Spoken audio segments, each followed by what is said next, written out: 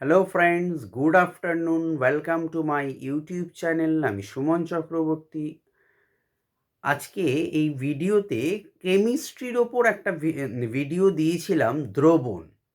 যারা দেখোনি অবশ্যই চ্যানেলে যেও, প্লেলিস্টে দেওয়াই আছে, দেখে নাও ভিডিওটা। সম্পূর্ণটা পাবে, কেননা কেমিস্ট্রি এমন একটা পার্ট যে টপিক ওয়াইজ আমি পরপর ভিডিও দিচ্ছি। একটা যদি মিস করে যাও বা স্কিপ করে যাও, তাহলে কিন্তু বুঝতে অসুবিধা হবে, রিলেট করতে প্রবলেম হবে। তাই জন্য সব ভিডিও দেখো। আমি বলছি নিশ্চিতভাবে কিন্তু বুঝতে অনেক সুবিধা হবে। যারা চ্যানেলটি প্রথম দেখছো, সাবস্ক্রাইব করে পাশের বেল আইকনটি প্রেস করে রেখো। ভিডিও ভালো লাগলে লাইক দিও এবং প্রচুর বন্ধুবান্ধবদের শেয়ার করো। আজকের প্রথম প্রশ্ন, দ্রবণের বৈশিষ্ট্যগুলি আলোচনা করব। নাম্বার 1, দ্রবণের যে কোনো অংশের ভৌত ধর্ম ও গঠন একই রকম হয়, তাই দ্রবণ হলো দ্রাব ও দ্রাবকের সমসত্ব মিশ্রণ।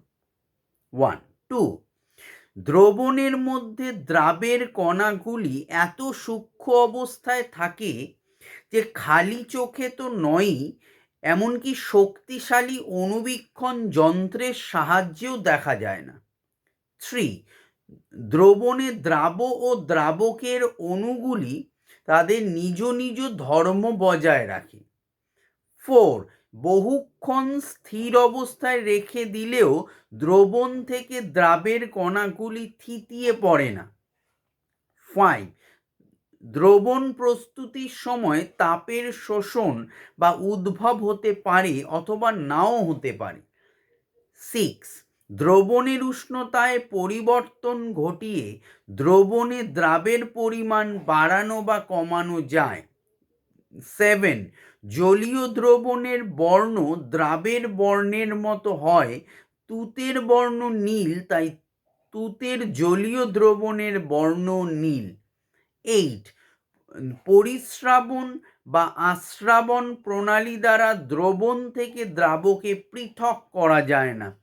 লাস্ট 9, দ্রবণ থেকে দ্রাবক ও দ্রাবকে অনেক সময় বাষ্পীভবন, পাতন, আংশিক পাতন, কেলাসন প্রভৃতি প্রক্রিয়ায় পৃথক করা যায়। এবারে পরের প্রশ্ন বলছি, সম্পৃক্ত দ্রবণ কাকে বলে? Very important question. কোনো নির্দিষ্ট উষ্ণতায় নির্দিষ্ট পরিমাণ দ্রাবকের মধ্যে সর্বাধিক পরিমাণ দ্রবীভূত হয়ে যে দ্রবণ উৎপন্ন হয় তাকে ওই উষ্ণতায় ওই দ্রাবের সম্পৃক্ত দ্রবণ বলে। 2, ডেফিনিশন, অসম্পৃক্ত দ্রবণ। অর্থাৎ দ্রবণের শ্রেণীবিভাগ তিনটে: সম্পৃক্ত, অসম্পৃক্ত, অতিপৃক্ত। তো সম্পৃক্ত বললাম, এবার অসম্পৃক্ত বলছি।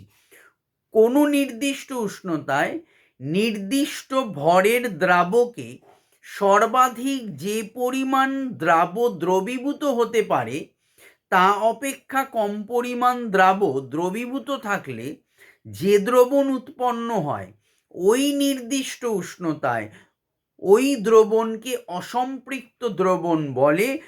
ওই দ্রবণে আরো দ্রবীভূত হবে। Last question for this video, অতিপৃক্ত দ্রবণ। কোনো নির্দিষ্ট উষ্ণতায় সম্পৃক্ত দ্রবণে যে পরিমাণ দ্রবীভূত থাকা প্রয়োজন কোনো বিশেষ অবস্থায় ওই দ্রবণে তার চেয়ে বেশি পরিমাণ দ্রবীভূত থাকলে সেই দ্রবণকে অতিপৃক্ত দ্রবণ বলা হয়। সো এই হলো আজকের video. Very important, very short but very effective. Please like, do share and subscribe my YouTube channel. Thank you.